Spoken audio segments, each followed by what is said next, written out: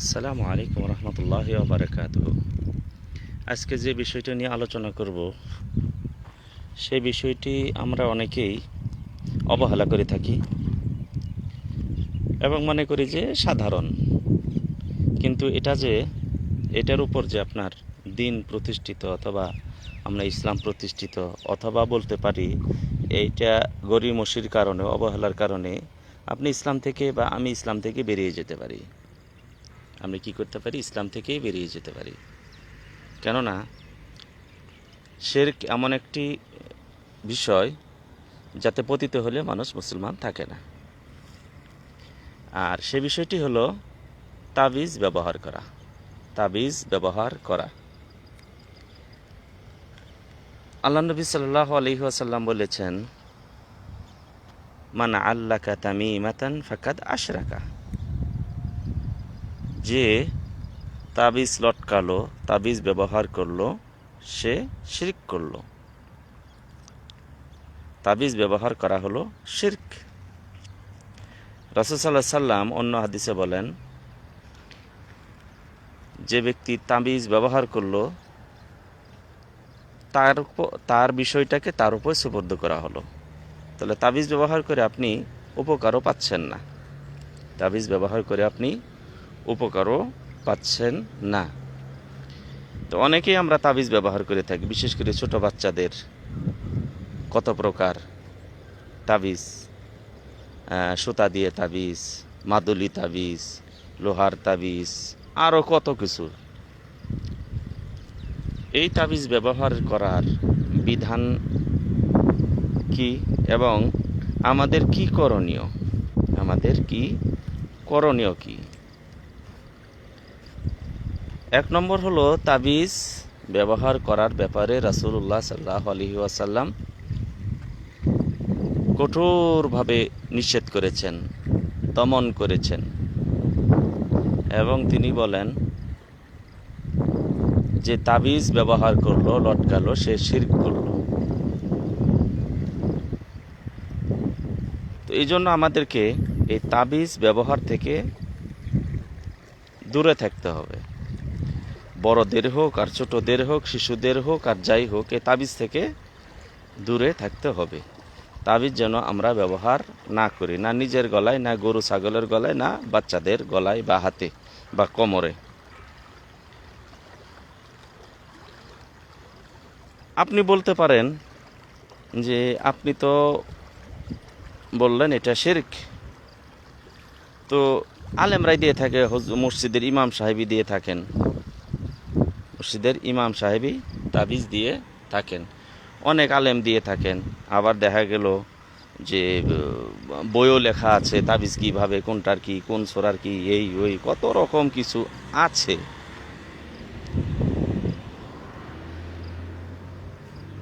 তো আপনি যখন রাসূলুল্লাহ সাল্লাল্লাহু আলাইহি ওয়াসাল্লামের আদর্শের দিকে দেখবেন, তখন আর আপনার আর সুযোগ নেই অমুক হুজুর কি করেছেন আর অমুকে কি বলেছে, অমুকে আপনাকে তাবিজ দিয়েছে কি দেয়নি, সেদিকে লক্ষ্য করার কোনো আর সুযোগ থাকে না। কেননা রাসূল সাল্লাল্লাহু আলাইহি ওয়াসাল্লাম তাবিজ ব্যবহারকে শিরক বলেছেন, তাবিজ ব্যবহারে নিষেধ করেছেন। তো আমরা নিষেধ হিসেবেই মানব, এটা যে শিরক সেই হিসেবেই আমরা জানব এবং মানব। আবার অনেকে বলে থাকেন যে যদি কোরআন দিয়ে দেওয়া হয়, কোরআন দিয়ে যদি তাবিজ ব্যবহার করা হয়, অনেক সময় কোরআন পুরাটাই মাদুলির ভিতরে ঢুকিয়ে দেওয়া হলো। তো রাসূল সাল্লাল্লাহু আলাইহি সাল্লাম সাধারণভাবেই বলেছেন যে তাবিজ ব্যবহার করলেন কোরআন দিয়েই হোক আর যাই দিয়েই হোক, সম্পূর্ণটাই শিরক, সম্পূর্ণটাই নিষেধ। সম্পূর্ণটাই কি? নিষেধ। নিষেধের আওতায় পড়বে যদিও আপনি কোরআন দিয়ে থাকেন। যদিও আপনাকে সবচেয়ে বড় আলেম তাবিজ দিয়ে থাকে, তবুও কি হবে? শিরক হবে। যেমন আমাদের মদ খাওয়া কি হারাম, মদ খাওয়া কি হারাম। তো এখন এই মদটা যদি মসজিদের সবচেয়ে বড় আলেম যদি ঢেলে দেন, তবুও হারাম। সবচেয়ে বড় আলেম যদি ক্রয় করে নিয়ে আসেন, তবুও হারাম। কোনো আলেমের যদি ফ্যাক্টরি থাকে, তবুও হারাম। যদি সেখানে লেখা থাকে এটি হলো ইসলামী মত এবং শরীয়ত সম্মত মত, তারপরেও হারাম, তাহলে হারাম তো হারামই, যেই দেখ না কেন, যেখান থেকে আসুক না কেন, হারাম হারামই, হারামকে হারাম হিসেবেই মানব। আর যদি কোরআন দিয়ে যদি আপনি মাদুলিতে ঢুকিয়ে দেন, তাহলে কি এটাকে আপনি হালাল বলবেন? না, সেটাকেও আমরা হালাল বলবো না। কেননা রাসূলুল্লাহ সাল্লাল্লাহু আলাইহি ওয়াসাল্লাম তাবিজকে হারাম বলেছেন, সেটা কোরআন থেকেই হোক আর যেভাবেই হোক হারাম হারামই, হারাম যেটা হারাম হিসেবেই আমরা মানব। এখন তাবিজ ব্যবহারের বিধানটা কি? দুই প্রকার বিধান রয়েছে। কেউ যদি মনে করে যে এই তাবিজই আমাকে ভালো করবে, অনেকে আছে আরে এমন তাবিজ পড়েছে আর রোগ থাকে কই থেকে, তো যদি কেউ নির্ভর করে তাবিজের উপরেই যদি নির্ভর করে, তাহলে এটা হবে শিরকে আকবার, ইসলাম থেকে একবারে বের করে দিবে, ইসলাম থেকে বের করে দিবে, এটা হবে শিরকে আকবার, বড় শিরক, যা করলে মানুষ ইসলাম থেকেই সম্পূর্ণভাবে বেরিয়ে যায়। ইসলামে তার কোনো আর কি থাকে না, যতক্ষণ পর্যন্ত আবার নতুন করে কালেমা না পড়ে ইসলাম গ্রহণ না করবে, ততক্ষণ পর্যন্ত সে ইসলামের গণ্ডির বাইরে থাকবে। আর দ্বিতীয় হলো, কেউ যদি মনে করে এটা একটা ওসিলা মাত্র, আল্লাহ ভালো করবেন, একটা ওসিলা, তবু এটা শিরক হবে, এটা হবে ছোট শিরক, শিরকে আসগার, ইসলাম থেকে বের করে দিবে না।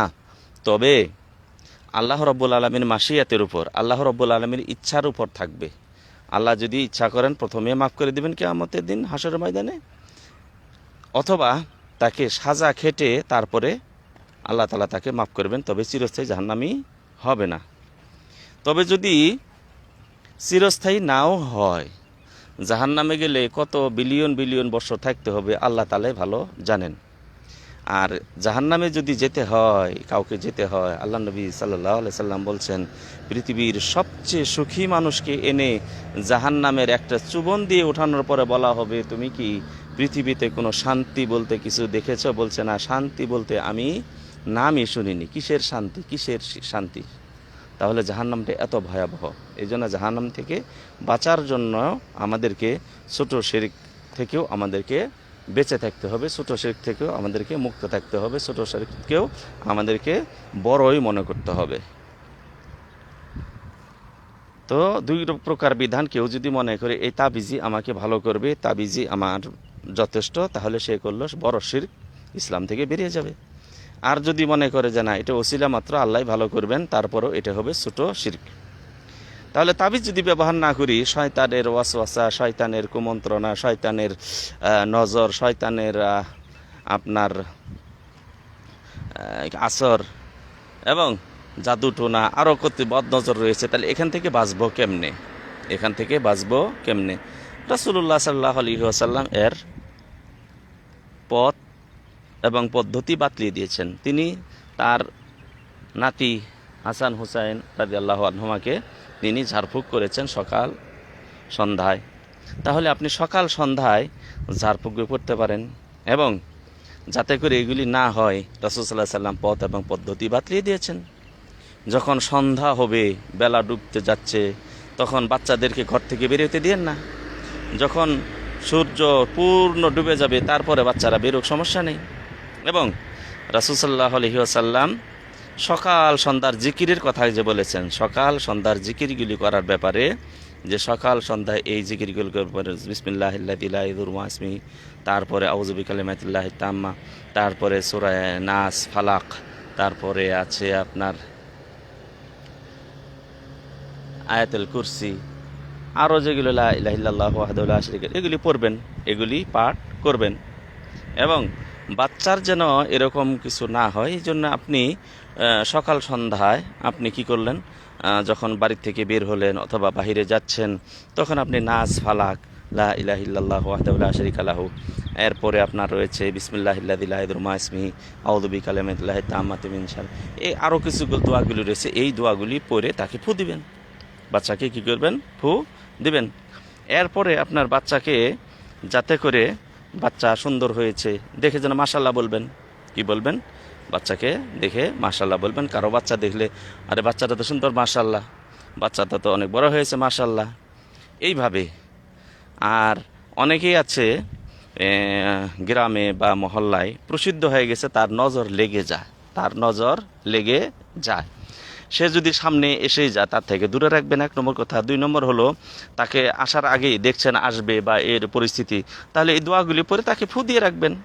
নাস, ফালাক, বিসমিল্লাহিল্লাহিজুরমাসমিহি, তারপর আউযু বিকালিমাতিল্লাহি তাম্মা, তারপর লা ইলাহা ইল্লাল্লাহ, এগুলো পরে আপনি কি করবেন, বাচ্চাকে ফু দিবেন, বাচ্চাকে কি করবেন, ফু দিবেন।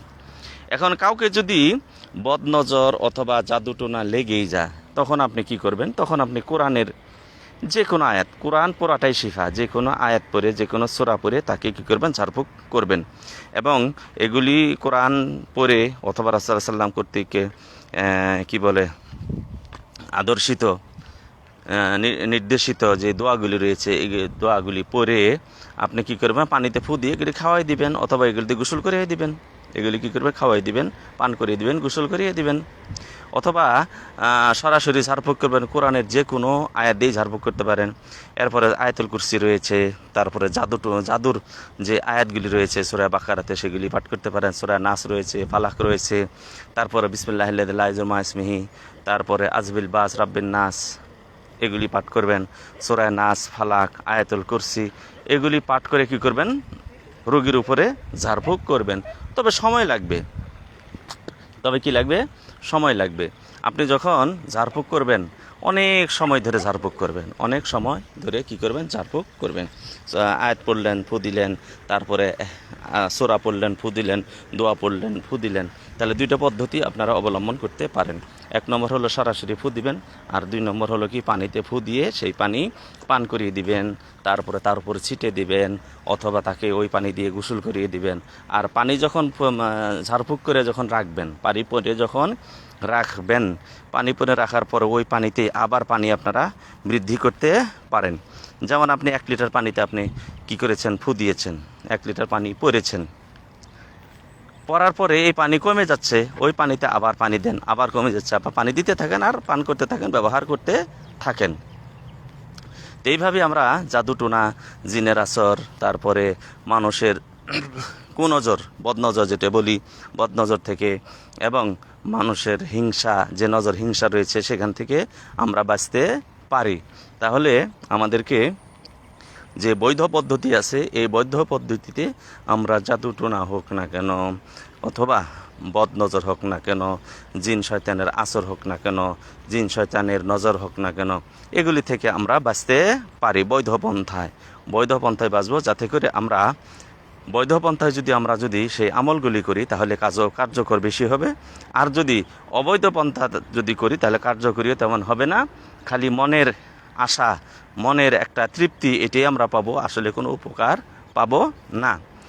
এরপর আমাদের ঈমান এবং আমাদের আমল বাঁচাতে পারবো, আমাদের ইসলাম বাঁচাতে পারবো, আমাদের ঈমানটাকে আমরা সঠিকভাবে মূল্যায়ন করে ঈমানটাকে আমরা বাঁচাতে পারবো। এই জন্য ভাই এবং বোনেরা আমার, আমরা বৈধ পন্থায় যে জিকির আজকার রয়েছে, কোরআন তেলাওয়াত রয়েছে, যে দোয়াগুলি রয়েছে, সেই বৈধ পন্থায় আমাদের নিজেদেরকে, আমাদের গরু, ছাগল, গবাদি পশু যাই হোক না কেন, এবং আমাদের শিশু সন্তান সবাইকে আমরা রক্ষা করার জন্য ইসলাম, রাসূল সাল্লাল্লাহু আলাইহি সাল্লাম কর্তৃক এবং আল্লাহ কর্তৃক যে পদ্ধতিগুলি রয়েছে সেই পদ্ধতিগুলি আমরা অবলম্বন করে আমাদের ঈমানকে যেমন রক্ষা করব, এবং আমাদের শরীর, আমাদের সমাজ, আমাদের বাড়ি, এগুলিকে আমরা রক্ষা করার চেষ্টা করব। আল্লাহ তাআলার কাছে দোয়া করি, আল্লাহ রাব্বুল আলামিন আপনাদের আমাদের সবাইকে তৌফিক দান করুন। আসসালামু আলাইকুম ওয়া রাহমাতুল্লাহি ওয়া বারাকাতুহু।